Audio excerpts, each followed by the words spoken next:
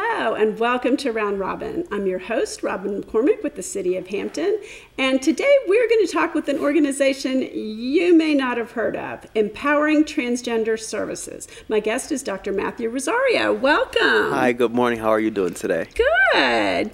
You know, I didn't realize this organization was in Hampton. Well, actually, I think I saw you at Pride in Phoebus, but but this is kind of new or new-ish. Maybe it's just the office that's new? Yeah, so the office is new. We were founded back in 2019, and we were running kind of locally from our comfort, our homes. We were end up able to expand our services into Hampton and getting an office space in Hampton back in November of 2021. Oh, and this was also like during all the pandemic and Yes. stuff. So you must have had a hard time reaching people and doing your services. At that time, it was very difficult to reach people. You had all those COVID restrictions and the COVID precautions and procedures. But what we wound up doing to kind of close that gap was we wound up working with the health department, where our location was able to offer COVID vaccines and testing. Oh, that's great. And so you do work with, there's a real intersection here of health, physical health, mental health, and, you know, affirming services Yes. for people going through a gender change. Yes, so one of our main concepts that we focus on is gender affirming services, and particularly where we help youth and adults transition from step 1 to step 10 to the end of their transition. And how Which may be different for different people. Yes, it's different, and we always say that when you come into our office, everyone's transition looks differently. It would never be the same. So a lot. And I'm not sure the public necessarily knows that, you know, you may not go through all the surgeries. You may go up to a point, or, you know, just different things for different people. Correct. We have individuals who just want to go ahead and get what we call as top surgery, where they remove their chest, or they want to get chest. We have other individuals who want to go the full route, where they want to do what we call bottom surgery, where they change their gender mark per se, and it's different. Some people go ahead with the full transition, other people do not. So that's what we say, everybody's transition looks differently, and we want to respect and honor how they view or see how their transition is appropriate to how they want to live. Now, this is an uncomfortable, or at least an unfamiliar topic for probably some of the people watching us out there today. Explain the need for what you do. What happens if people don't get the services that you offer? So what we have seen even in the past 2 years is that the suicide rate for transgender individuals or trans youth are increasing. And the reason behind that is that they don't have an outlet or resources to support them within their transition, or they don't have a family dynamic that provides them an avenue to support them. So we want to become that family dynamic for them and help them transition. It does become difficult when it's working with youth, because we do need parents' permission, but we do have a lot of parents reaching out to us saying, hey, my child is transgender, how can I help support them better? And we have them come into our office, we do some mentoring, and we teach them and we guide them with our different support groups and our classes to allow them to understand how these transitions really affect their children.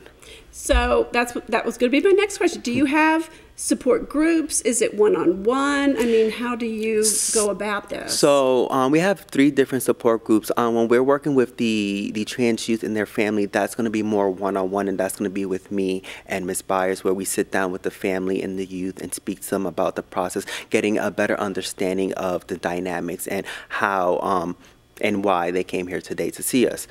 So that one is always one-on-one, and because working with kids, we don't want to have it so publicized. We want to protect the kids. When it comes with the adults, we do support groups on Fridays where they're able to walk in between 5 p.m. and 6 p.m. and be among their peers and hear other people's stories and how they transition. And what we see is that it's very supportive, and they understand that they're not alone in this process. And that, I think, is just, it's a really key thing is, you know, you might think you were the only one in your high school, and maybe you are, maybe you aren't, but just being able to have those fairly intimate discussions with people who feel somewhat, at least, similar feelings that they do. Yes, and one of the things that we advocate and we coach on is, you know, being comfortable with being uncomfortable. Sometimes these conversations are difficult, and the reality is that as we are becoming into modern times, and as we keep moving forward into the future, we're definitely trying to be a advocate of social change and closing that gap of that misunderstanding of this particular group.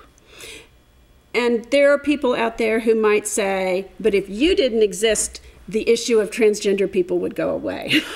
Unfortunately, I would say no. So if we look, so in the past 2 years, a lot of individuals have been coming out as trans individuals, non-binary individuals, where it's almost becoming, I won't say socially normal, but it's becoming more acceptable. We are starting to learn as a community that we are all different and we all have different walks of life. The only difference between you and I might just be a transition, but it's all about respect. How do we integrate respect and making sure that we all feel a part of a community of diversity, inclusion, and equity? Yeah, how do we welcome everybody and make them a part of our community, Yes. which they already are. Yes. They just may not know it because they may think they're too different. Yes. Well, you recently got a plant change plant change grant from the city, from Youth and Young Adults Office. Tell us about what that money was for, how you were going to use that. So we used part of the portion of the grant to sponsor the back to school event for the city of Hampton, where we partnered up with Phoebus High School and invited all the local Hampton public schools to come in, where we provided food, free haircuts to the youth, braiding for the females, different sport activities. We were able to provide over 123 book bags of school supplies to the district, and that was the one avenue of the grant. The second part of the grant that we're going to complete and still working towards is creating a program where the school systems can possibly send their kids to our offices throughout the day as an after-school program, particularly gearing it to the LGBT students, because that's what the grant was approved for, but to allow them to know that there's a safe place where they can come and get tutoring, they can learn more about the culture and understanding the different safe practices that should be taken while living as an LGBT member. All right. And this is difficult, but there are some people who think that you working with youth are recruiting or encouraging people. That's not the case. Explain, why you put your name out there, let all kids know that you exist. So this idea that we have where, if individuals who are in the LGBT community support youth, we are trying to convert them, we're trying to change their mindset, but that's not true at all. It has been shown that kids at a young age, by the age of 5 and 6, know their sexuality, right? And they perceive and understand what they like and don't like. As a culture and as a community, we were raised on the aspect that, hey, men should like females and females should like men, and that's how it should be. But what we've seen is that people are now becoming more gender fluid, where it doesn't matter the sex of the individual, it's just a matter of the personality and the attention and the well-being that they feel, or the vibe that they're feeling from the individual. So go through LGBTQ, and then there's a plus, but lesbian, gay.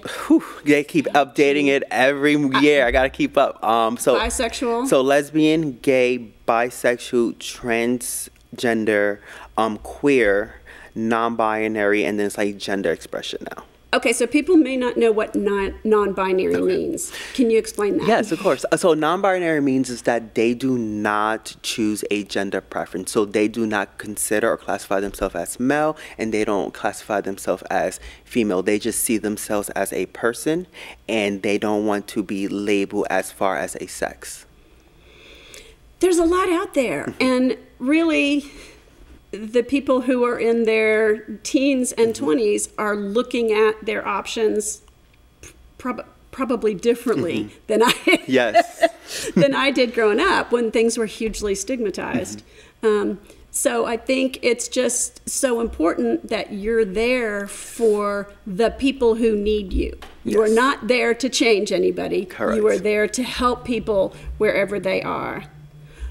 So that's really, really an interesting thing for Hampton, and a wonderful thing. So thank you. Thank you. Is there anything else you want to say about the program or the grant that I have not asked? No.